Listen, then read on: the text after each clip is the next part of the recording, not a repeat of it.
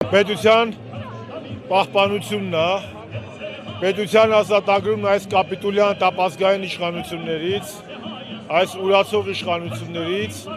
որոնք հանձնեցին Արցախը, ուրացան Արցախը, ուրացան Եռաբլուրը, հիմա էլ հարցակալի տակ է դնում ցեղասպանությունը, իսկ ցեղասպանության խորհուրդը դատապարտման մեջ է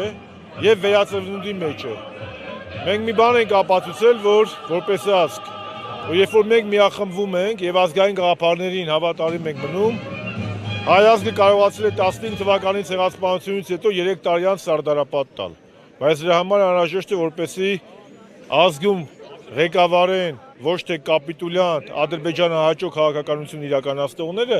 այլ մարդիկ, ում համար ազգային արժեքները, ցեղասպանության դատապարտումը, միջազգային ճանաչումը լինի գերնպատակ նաև։ Եվ ակնհայտ է, որ նաև մեր իշխանության տարիներին ցեղասպանության միջազգային ճանաչումն ու դատապարտումը եղել է ամենաառաջնային արտաքին քաղաքական առանցքային խնդիրներից մեկը, նպատակը որն է եղել, որպեսզի կանխարգելվեն նոր ցեղասպանությունները, իսկ կանխարգելման լավագույն ճանապարհը դա դատապարտումն է։ Դժբախտաբար այսօրվա Թուրքիայի իշխանությունը ոչ միայն չի ճանաչում, այլ նաև իրականացնում է ժխտողականության քաղաքականություն, նրան նաև օժանդակում է այս շենքում նստած քաղաքական ռեժիմի ներկայացուցիչները, որոնք արդեն իրենց խոսույթում սկսել են հարցականի տակ առնել կամ սկսել են բարձրաձայն թրքահպատակ մտածողություն ներմուծել ժողովրդի մեջ, բա ոնց եղավ ցեղասպանությունը, ինչու եղավ, դեռ պետք է հասկանանք, ցեղասպանությունը եղել է մի պատճառով։ Թուրքերի համար հայությունը եղել է խոչընդոտ իրենց պանթուրքիստական նպատակների համար։ Եվ այսօր էլ դժբախտաբար Թուրքիայի ծրագիրը չի փոխվել։ Դրա վառապացույցը 23 թվականի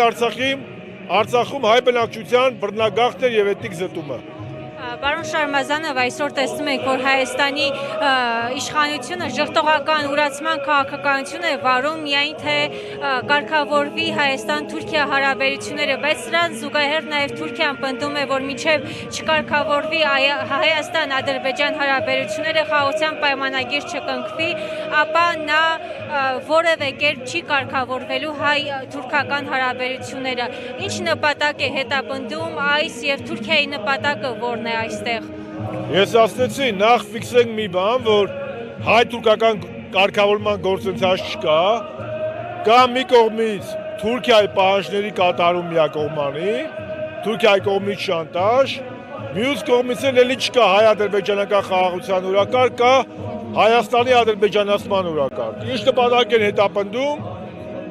ոչնչացնել Հայաստանի Հանրապետությունը գոնե բովանդակային, եւ տեսնում ենք, որ Նիկոլ Փաշինյանի թրքահապատակ ռեժիմը դրա Էրդողանի եւ Ալիևի հետ գործարքի մեջ է եւ արդեն հայտարարել է, որ անկախության հռչակագրի դրույթները իր նոր սահմանադրության նախաբանում չեն լինելու։ Դա ուղիղ Հայաստանի թրքացումը եւ ադրբեջանացում։ Նաև թույլ տվեք նշել, որ Արցախի ռազմաքաղաքական ղեկավարությունը այս պահին, որ Բաքվում դատվում են, շատերի հետ մտերիմ եք եղել, շատերը ձեզ մտերիմ ընկերներ են, թույլ տվեք նշել, որ վաղը տեղի է ունենալու նրանց դատավարությունը եւ այսօր էլ մենք տեսանք Արցախի Հանրապետության արտաքին գործերի նախարար Դավիթ Բաբայանի ուղերձը ընտանիքի միջոցով, որ ասաց հոգով մտքով մենք ձեզ հետ ենք, հոգով մտքով ես լինելու եմ Ծիծեռնակաբերդում։ Դուք ինչ կասեք այս մասով։ Մի բան կասեմ, որ Դավիթը ադրբեջանական բանտում ավելի ազատ է, ոգով ավելի ամուր է, հայ է մնացել ու այնտեղից սպասարկում է Արցախի, Հայաստանի ու Սփյուռքի համայն հայության շահը, իսկ նրանք, որ Երևանի կենտրոնում են ապրում ու աշխատում, սպասարկում են Թուրքիայի ու Ադրբեջանի շահը։ Ինչ ասեմ, ասում պետք է աղոթենք, որ տղաները Աստծո հրաշքով վերադառնան հայրենիք, ասում են պետք է աղոթենք, որ մեզ ուժ եռանդ եւ կամք տա սրանց հեռացնելու։ Իսկ վաղվա այդ դատավարությունը դա թուրքերը սիմվոլների մեծ նշանակություն են տալիս, ապրիլ 24-ին դատում են հայոց նորագույն ժամանակաշրջանի հաղթանակի սիմվոլներին։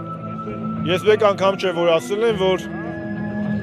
Բաքվի դատավարությունը դա բոլորիս դատավարությունն է եւ մեր ամոթն է, որի հեղինակը ոչ միայն Ալիևն է, այլ նաեւ սա իր անգործությամբ։ Նայել ձեր թույլտվությամբ կցանկանայի անձնական դաշտ մտնել, ինչ զգացողություններ եք դուք ունենում, երբ տեսնում եք այդ դատավարությունը։ Ասեցի, ամոթի։ Բա դա քիչ է, մարդ եթե ամոթ ունի, ուրեմն դեռ հույս կա։ Սրանց պես խոհանամոթ չենք։